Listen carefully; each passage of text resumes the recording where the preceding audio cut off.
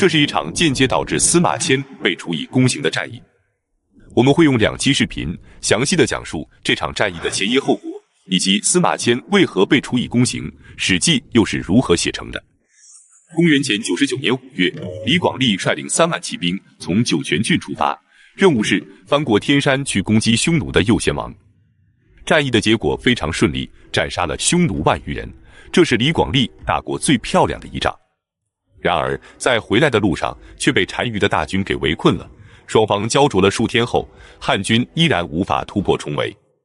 匈奴也不着急强攻，因为他们发现李广利的大军马上就要断粮了，只要再拖上几天，汉军就极有可能全部投降。李广利万分焦急，可又无可奈何。这时他军中的假司马赵充国不想就这样坐以待毙，他向李广利请命，准备亲率100名骑兵率先突围，打开一个缺口，如果成功，李广利就可以率领大军跟在他们后面一起突围出去。李广利同意了他的战术，于是赵充国挑选了100名精兵，向匈奴的薄弱阵地发起了突然的冲锋。匈奴没想到汉军会如此突围，顿时就乱了阵脚。赵充国一马当先，冲在最前面，身负20余处伤，依然在战斗。李广利则率领大军紧紧跟上，就这样，他们终于冲出了匈奴的包围圈。大军虽然突围成功了，可付出的代价却是相当惨重的，伤亡比重高达10至6、7。回到长安后，汉武帝亲自去探视了赵充国的伤情，拜其为中郎。9月份，汉武帝决定再次出兵。这次的主将分别是公孙敖、陆伯德和李陵。公孙敖我们之前讲过，是卫青的好兄弟，跟着卫青几起几落，已经是一名老将了。陆伯德之前也提过，漠北之战的时候，他以右北平郡太守的身份跟霍去病合兵一处，立下了战功。唯有李陵是个新人。李陵是飞将军李广的孙子。李广一共有3个儿子，分别是李当户、李交和李敢。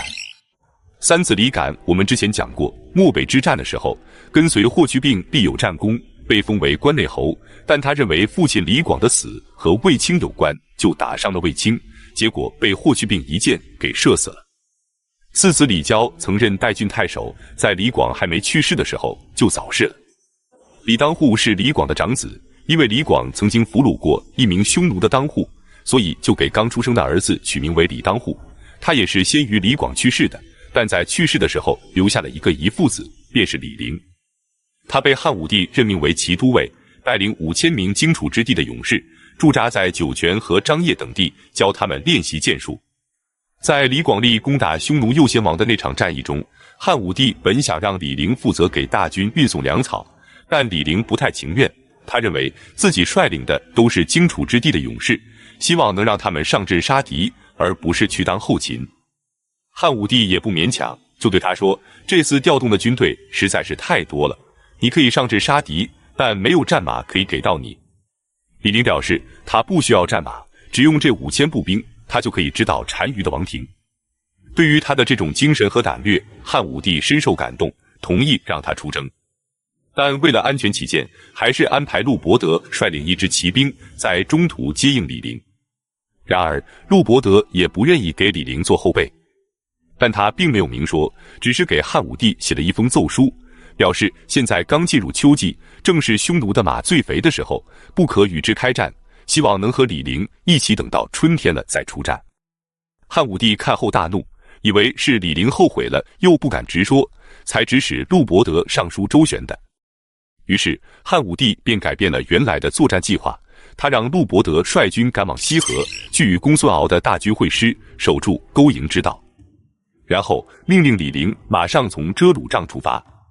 遮鲁帐是位于今天内蒙古额济纳旗距延泽南边的一座城堡。他的任务是前往东郡基山以南的龙乐水附近搜索匈奴，如果没有发现匈奴，就返回受降城，将情况用快马上奏朝廷，同时还不忘提醒李陵，让他把具体给陆伯德说过什么也一起上奏。就这样，李陵率领着他的5000步兵从遮鲁帐出发后，向北行进了30多天，终于到达了郡基山。郡基山在今天蒙古国境内，属于阿尔泰山的中段。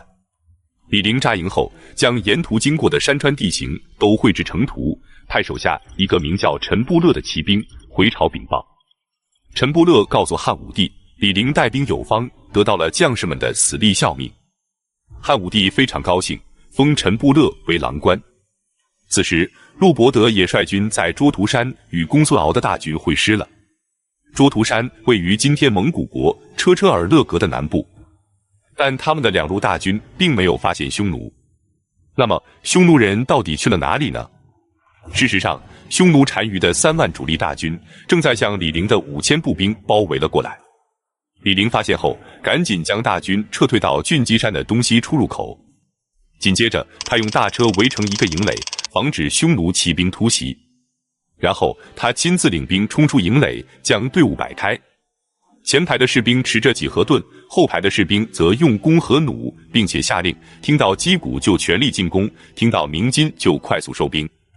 匈奴见汉军不仅人数少，而且都是步兵，便命令骑兵直接扑向了汉军，准备一举将他们歼灭。汉军迁弩齐发，匈奴的很多骑兵应弦而倒。双方激战了片刻后，匈奴便开始败退，汉军奋起直追，斩杀匈奴骑兵数千人。单于没想到这支汉军的步兵如此英勇，连忙召集左右贤王也一起赶过来支援。至此，李陵的5000步兵要对阵的匈奴骑兵达到了8万人之多。趁着这个间隙，李陵下令赶紧撤退。他们且战且退，几天后再次被围困在一个山谷之中。此时连日的苦战导致很多的汉军士卒都受了伤。李陵下令，凡是负伤3处以上的可以坐着战车走，负伤2处的负责去驾车，负伤1处的则继续参加战斗。安排完之后，他发现士气还是非常低迷，莫非是军中有了女人？经过搜查，还真就发现了不少的女人。这是军队出发前，士兵们抢了被流放到边塞盗贼们的妻女后占为己有，然后就藏在运粮车中，一路随军出发。李陵下令将这些女人全都给砍了。第2天再战，果然又斩杀了匈奴骑兵3000多人。随后，他们向东南方向沿着固龙城道继续撤退，走了4、5天后，被大片的沼泽芦苇挡住了去路。单于见他们跑不了了，就下令放火烧芦苇，准备将他们全部烧死在这里。可李陵已经提前放火，烧出了一片空地，这样外面的大火就烧不到他们了。之后，李陵率军继续向南撤退。可当他们跑到南山脚下时，发现匈奴的大队人马早已在山上严阵以待了。单于觉得这次李陵是插翅难飞了，于是他想让自己的儿子立功，让其率军向李陵发起攻击。李陵快速地让士兵们进入树林之中，与匈奴展开周旋。在树林里，匈奴的骑兵发挥不了优势，于是又被汉军斩杀了数千人。随后，李陵下令向山上的单于射箭，单于只能退走。此战中，李陵抓到了一个俘虏，从俘虏的口中得知匈奴内部意见不合。匈奴的单于认为这是一支汉朝的精兵，他们一直向南撤退，目的就是要把他们引到边塞，那里肯定有汉朝的大军已经提前埋伏好了，就等着他们上钩呢，所以不能再追了。可单于的部下认为，匈奴的数万骑兵如果打不过汉军的几千步兵，一旦被西域诸国知道后，他们从此就不会再听从匈奴了，而且也会让汉朝更加的轻蔑匈奴。所以务必将他们围困在山谷之中，即使最终他们还是跑了，可到那个时候再撤军也还来得及。通过以上情报，李陵分析认为，他们无论如何要跑出山谷，只要到达平地，匈奴就有可能不再追了，他们才会有生还的希望。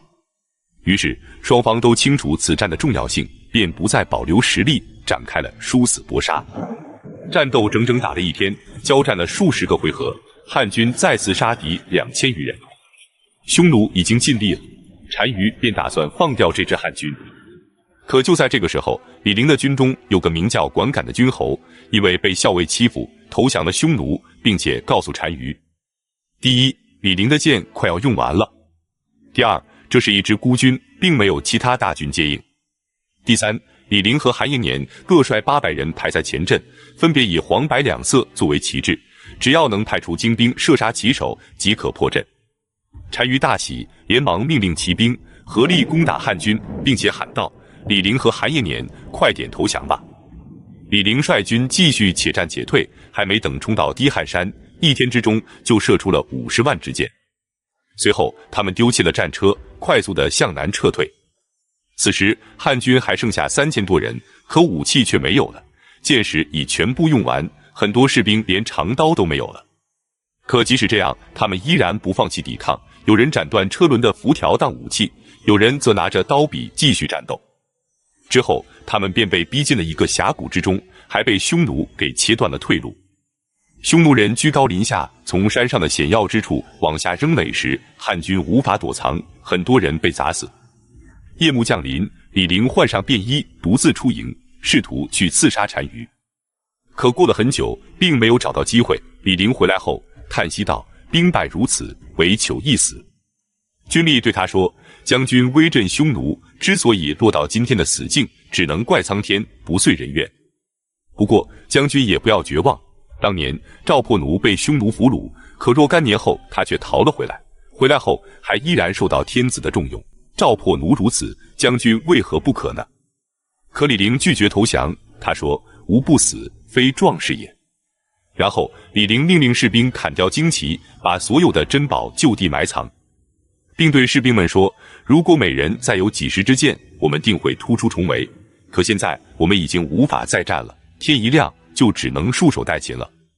所以不如大家各自散去，或许还有一线希望，也能有个人回去给陛下报告。”之后他让将士们每人装上2升米和1块冰，开始各自突围，并且约定在遮鲁章会合。夜半时分，汉军开始突围。汉军本想敲鼓的，可发现鼓已经破了。李陵和韩延年一起上马，率领着10几个人向匈奴发起了冲锋。他们的目的是引开敌人，让其他的士兵可以趁机突围。匈奴得知李陵率军准备逃跑，便立即派出数千骑兵紧追。在追击的过程中，韩延年战死了。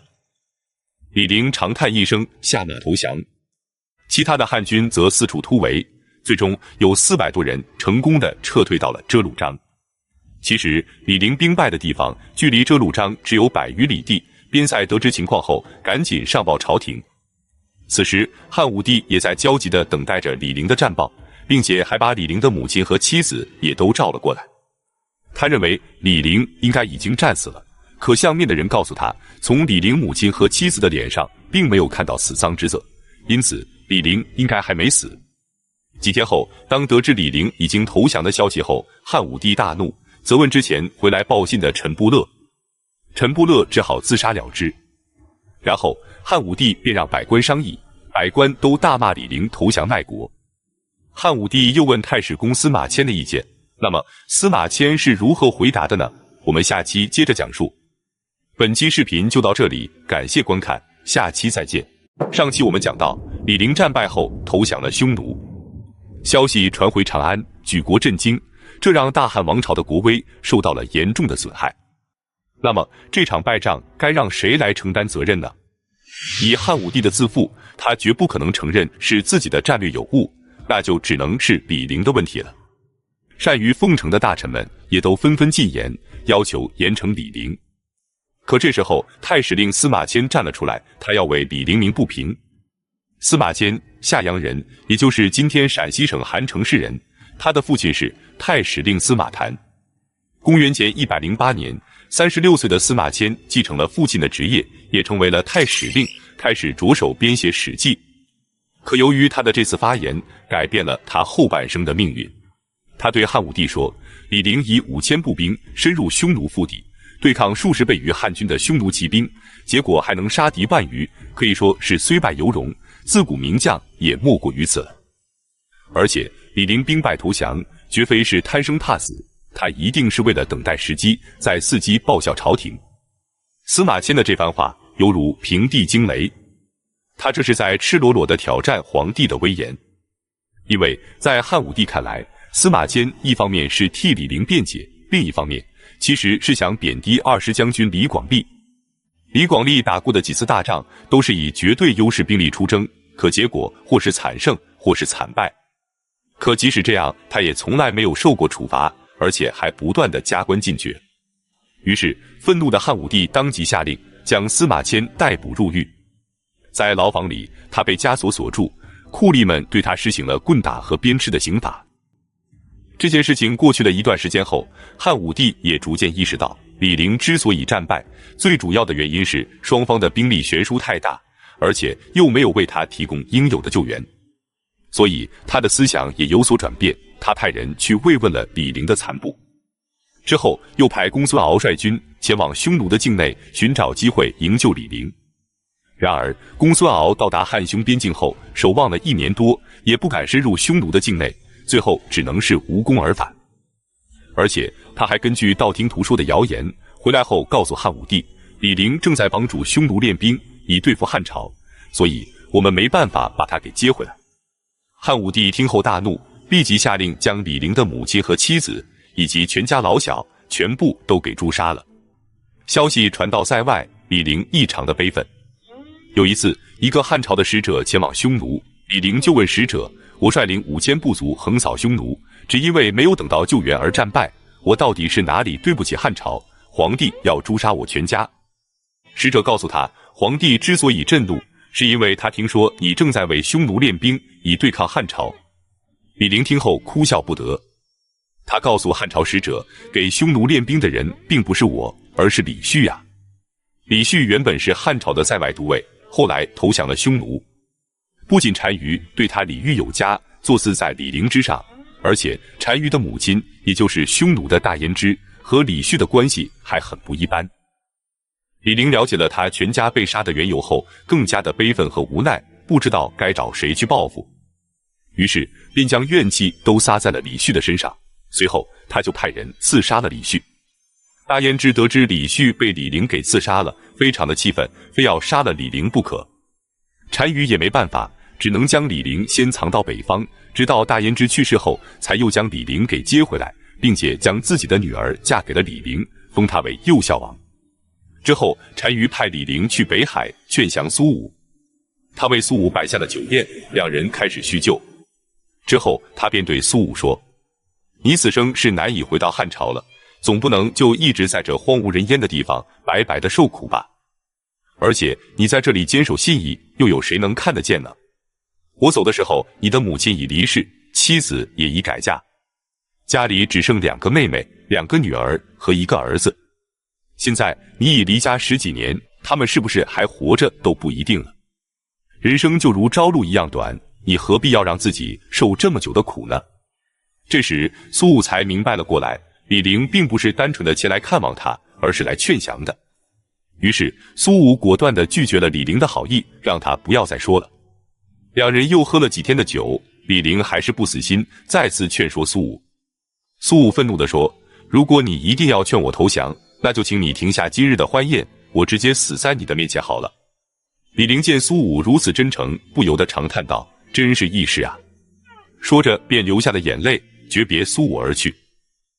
我们之前讲过，直到汉武帝去世，汉昭帝即位后，苏武才回到了长安。由于李陵当初与霍光和上官桀都是好友，他们掌权后就派人去匈奴接李陵回来。可李陵却说，我回去是容易，只怕会再次蒙受耻辱啊。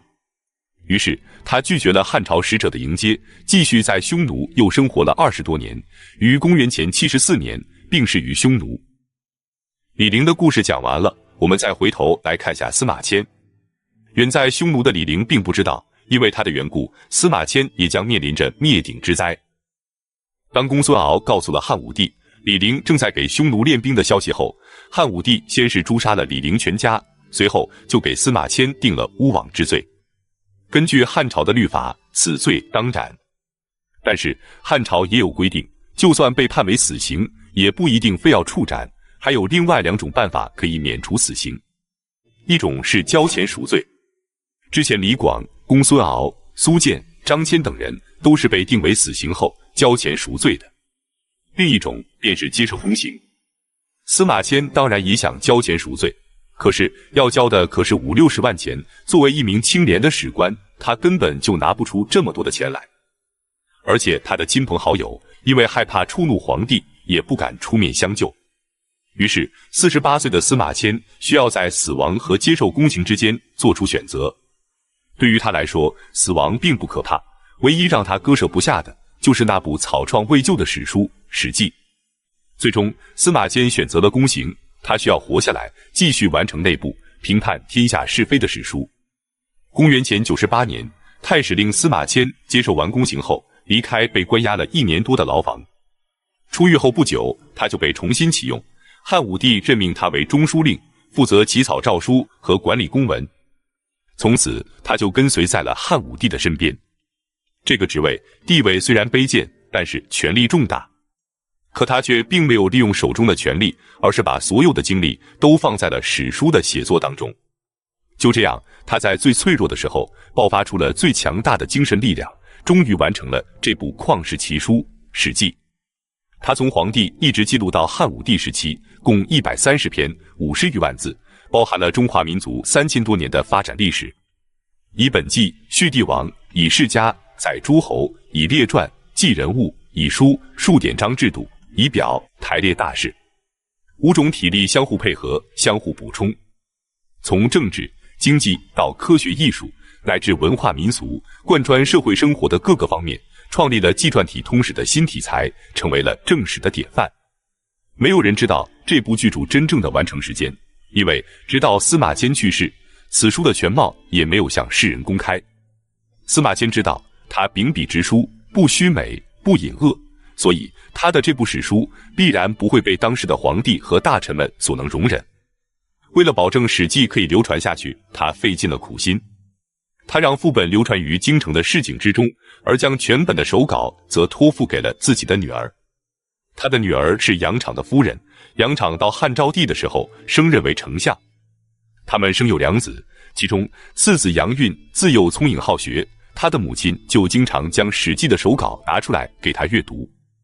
他被书中的内容深深地吸引，经常是爱不释手。等到他成年后，被封为平通侯。这时他觉得朝政比较清明，是外祖父的这部巨著重见天日的最好时机了。